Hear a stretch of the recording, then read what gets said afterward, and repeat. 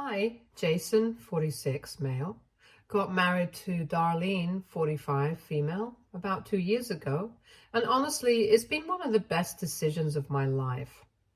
But getting to the point wasn't easy for either of us, especially Darlene. She had been through the ringer in her previous marriage with her ex-husband, Tom, 49.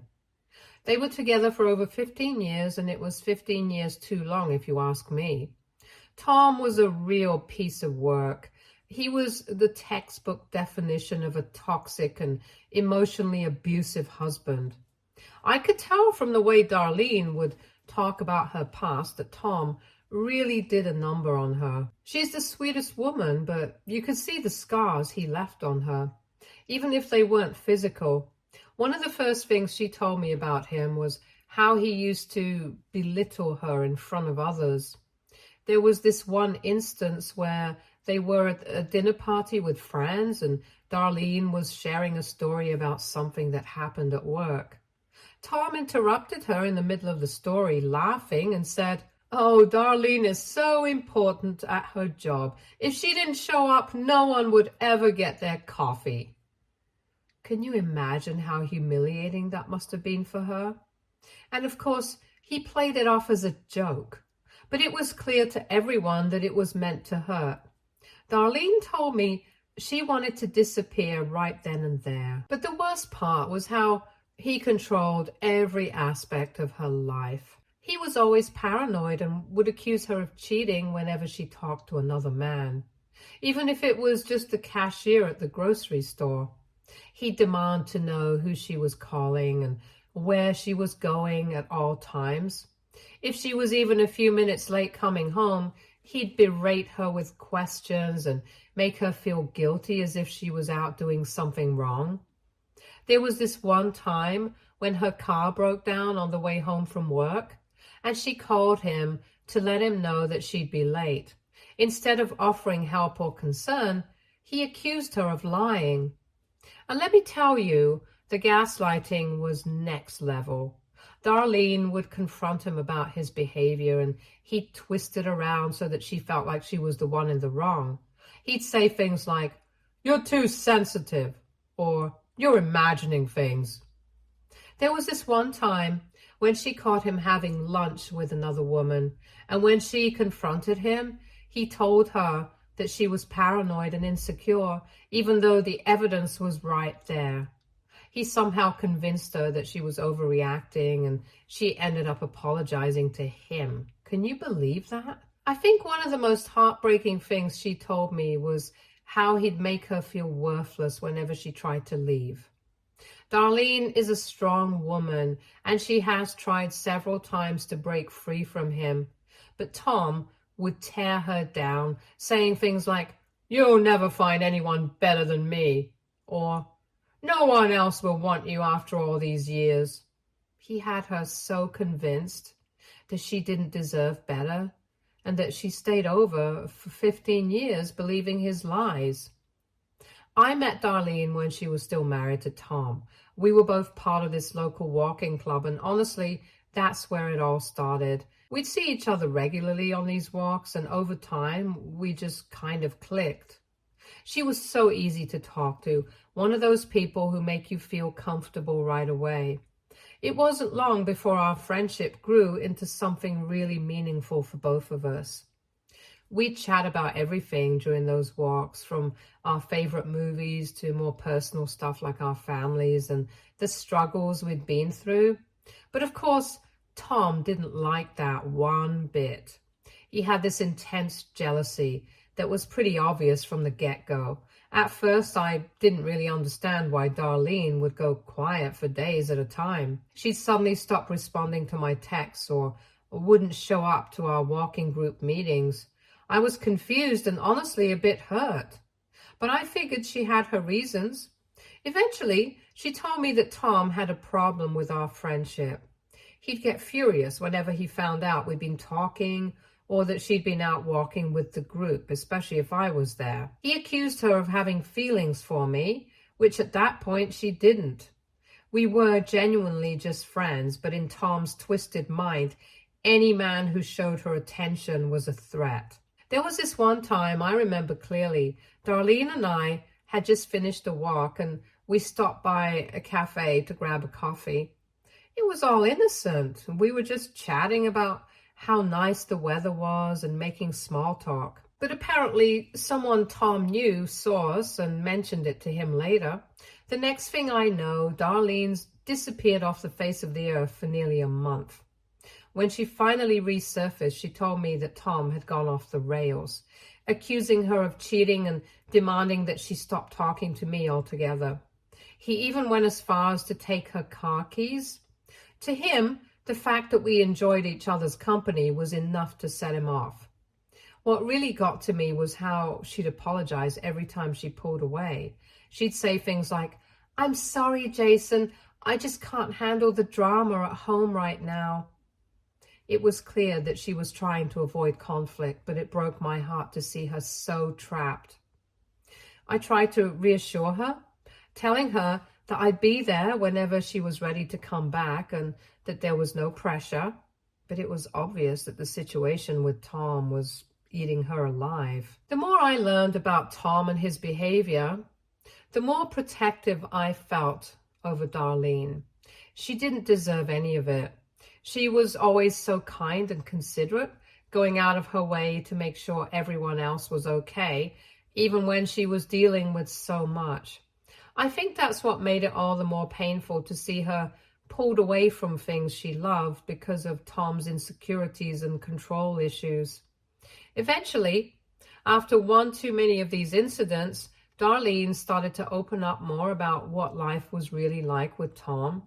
She told me about the constant accusations, the belittling comments, and how he'd twist everything to make her feel like she was the one in the wrong. It became clear that this wasn't just about me. Tom was a toxic presence in every aspect of her life. He'd isolate her from friends, criticize her looks, her cooking, her job, everything.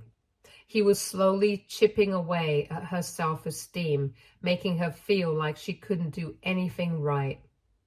Leaving Tom was the hardest thing Darlene had ever had to do. After 15 years of putting up with his controlling and abusive behavior, she'd finally reached her breaking point, and somehow the straw that broke the camel's back was something as simple as oversalting the food. It was just one of those days where nothing seemed to go right. Darlene had been rushing to get dinner on the table after a long day, and she accidentally added too much salt to the dish. It wasn't even that bad, honestly, but Tom lost it. He started yelling at her, calling her names, making her feel like she was the worst wife in the world. But this time, something inside Darlene just clicked. She didn't argue back, didn't try to defend herself like she usually did. She just sat there quietly, taking it all in. And I think that's when she realized she couldn't do it anymore. The next day, while Tom was at work, she packed her things and left. She didn't know where else to go, so she came to me for help. And when she showed up at my door, she looked exhausted, like she hadn't slept in weeks. I didn't hesitate for a second. I took her in, no questions asked. The next few months were really tough as she went through the divorce process. I've never seen anyone so worn down by life. Darlene was a shell of herself, but she was also determined. She knew she deserved better, even if it was hard for her to see it sometimes. Every day was a new challenge. Tom wasn't exactly making the divorce easy. He tried to drag it out as long as possible, probably hoping that she'd change her mind and come back to him. But Darlene stood her ground even though it was tearing her apart. She was dealing with so much at once. Not only was she trying to rebuild her life after leaving Tom, but she also had to navigate her relationship with her daughter Linda, 20, female, who was only 15 at the time. Linda had always been closer to Tom, or at least that's how it seemed. She idolized her dad and couldn't understand why her mom had left him so suddenly. I could see the pain in Darlene's eyes every time Linda would call, crying and asking why she'd broken up the family. Linda felt betrayed, like her mom had abandoned her and their family without any warning. I remember one night Darlene was sitting at my kitchen table, her phone in hand, tears streaming down her face. She had just gotten off the plane with Linda, who had once again begged her to come back home. Linda didn't know the full extent of what had been going on between her parents. How could she? Tom had been careful to keep up appearances in front of her. He was always the doting father when Linda was around, but behind closed doors, he was a different person. Darlene had tried to explain to Linda why she had to leave, but it was hard for a 15-year-old to understand the complexities of an abusive marriage. I did my best to support Darlene through all of this, but I could tell she was struggling. She felt guilty for leaving Linda behind, even though she knew it was the right thing to do for her own sanity. The guilt was eating her up inside, and she was worried constantly about how Linda was coping, and it didn't help that Tom was feeding Linda lies, trying to paint Darlene as the villain in all of this. He'd tell her things like, "Your mom doesn't care about us anymore," or "She left because she wanted to be with him," which was complete BS. But Linda was young and confused, and she didn't know who to believe. Because of this, Linda always hated me even before I started dating Darlene. It didn't matter that I'd been there for her mom during some of the toughest times of her life. To Linda, I was the guy who came between her parents and ruined everything. So when Darlene and I started dating about a year ago, Linda wasn't exactly thrilled. Darlene and I had known each other for years by that point, so when we decided to make our relationship official, it felt like the most natural thing in the world. We got married within a few months, which might seem quick to some people, but it felt right for us. We were extremely happy, and for the first time in a long time, Darlene was too. But Linda still hated me. She refused to attend our wedding, which was really hard on Darlene. I could tell it hurt her deeply, but she tried to brush it off, saying Linda just needed time to adjust. I was hoping that maybe once she saw how happy her mom was, she'd come around, but that didn't happen. Linda kept her distance, barely speaking to either of us unless she had to. Then, about a year ago, Darlene lost her job.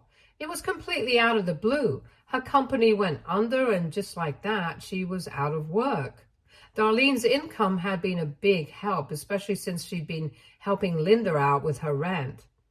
But with no job, she couldn't afford to keep doing that, and Linda had no choice but to move in with us. I was renting a house.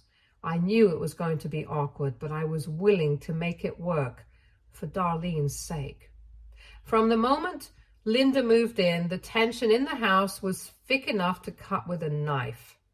She didn't want to be there, and it was obvious that she blamed me for it, even though I had nothing to do with her mom losing her job.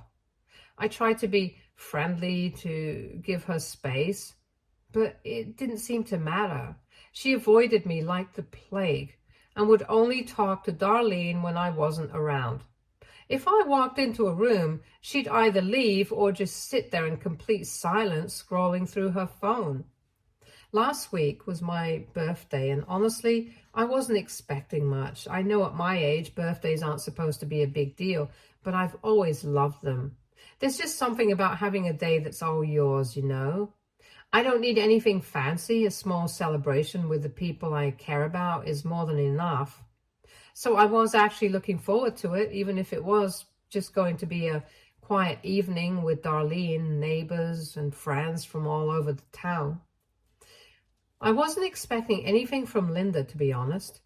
Given how things had been between us, I figured she'd either ignore the day completely or just stay out of sight until it was over. But after I cut the cake and was sitting around with Darlene and two of my closest friends, Linda walked into the room. She had this look on her face that I couldn't quite read, something between determined and distant, and she was holding a small card. I'll admit I was caught off guard for a split second. I thought maybe this was a turning point, that maybe, just maybe, Linda was ready to put the past behind us and try to start fresh. So when she handed me the card, I was genuinely surprised. Darlene looked just as shocked as I felt, and there was this moment of hope that maybe things were finally starting to change. I smiled at Linda, trying to convey how much the gesture meant to me, and I could see Darlene's eyes light up with cautious optimism. It felt like a big deal, like maybe we were finally getting somewhere. But then I opened the card. My heart dropped the moment I read the words inside. Inside of a message of goodwill or even just a simple happy birthday, the card said, "I hate you for marrying my son, and I hope you—" I couldn't believe it. I just stared at the words, my mind struggling to process what I was seeing. It felt like a punch to the gut, like all the progress I thought we might have been making was just an illusion. I was heartbroken. I didn't know what to say or do. The room fell into this awkward, tense silence. My parents, who had been laughing and chatting just moments before, looked completely uncomfortable. And Darlene, she was just devastated. I could see the pain in her eyes as she realized how much Linda's words had hurt me. She reached out to take the card from my hands, as if hoping that by taking it away, she could somehow erase the damage it had done.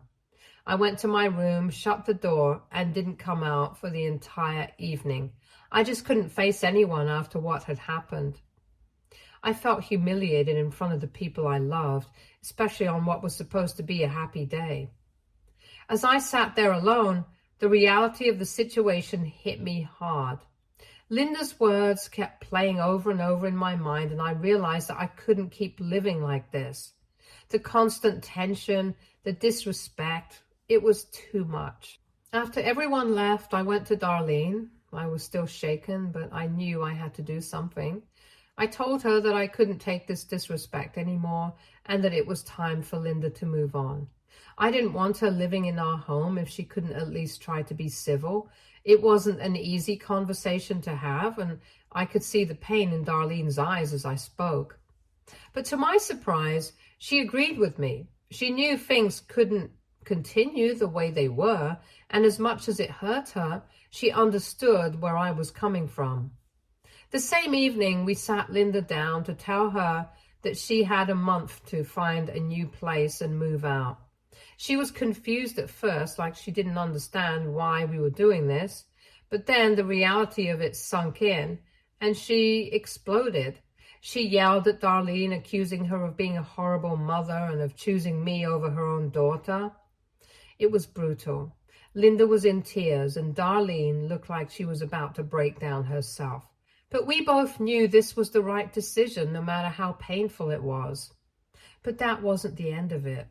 We live in a small town, and as these things often do, the story about what happened at my birthday spread like wildfire. I don't know who started it, but soon enough, everyone knew about the card Linda gave me and the fallout from it. It was like a ripple effect. Everywhere Linda went, people seemed to know what had happened. The folks in our town aren't exactly the best at keeping their opinions to themselves, so Linda started getting a lot of side-eye and judgmental looks. It wasn't long before this started to affect her work. Linda works at a local diner, and tips are a big part of her income. She used to do pretty well, but after the story spread, she started getting less and less. Customers who used to chat with her and leave generous tips began to avoid her, and when they did tip, it was barely anything. I think people were shunning her, silently judging her for what she'd done. In a way, it felt like they were taking my side, even though I hadn't wanted it to go this far. Yesterday, I was sitting in the living room, minding my own business and watching some TV, when Linda came in. I wasn't expecting much, honestly. I was just trying to get through the day without any more drama. But then she surprised me. She came right up to me and with this serious look on her face, apologized.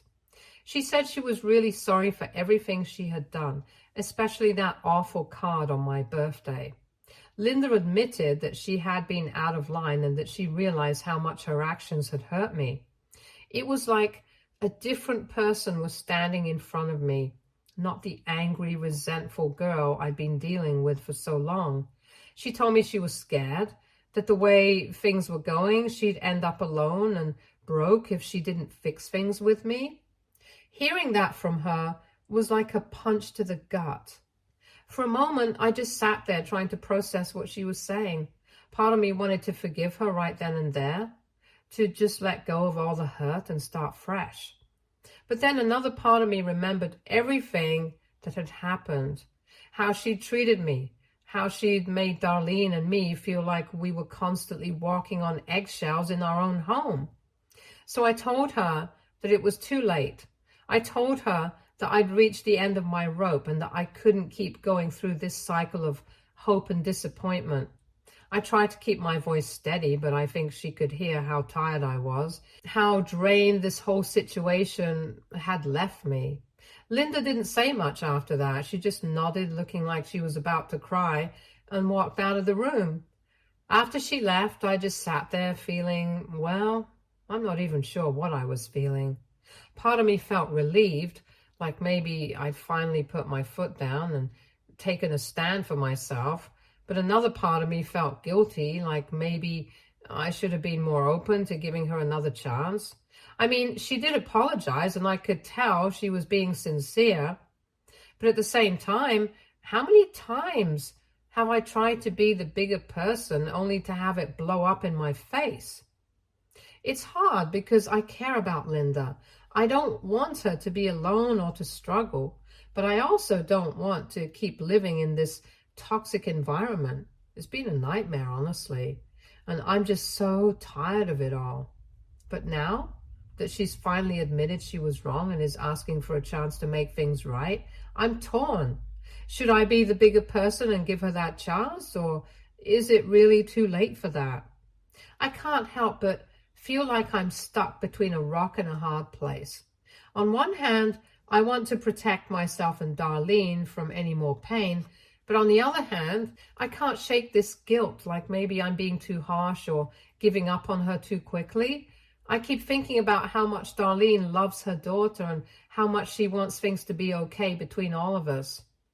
I know that if I completely shut Linda out, it's going to break Darlene's heart, even more than it already has been. But I also know that if I keep letting Linda hurt me, I'm only setting myself up for more disappointment.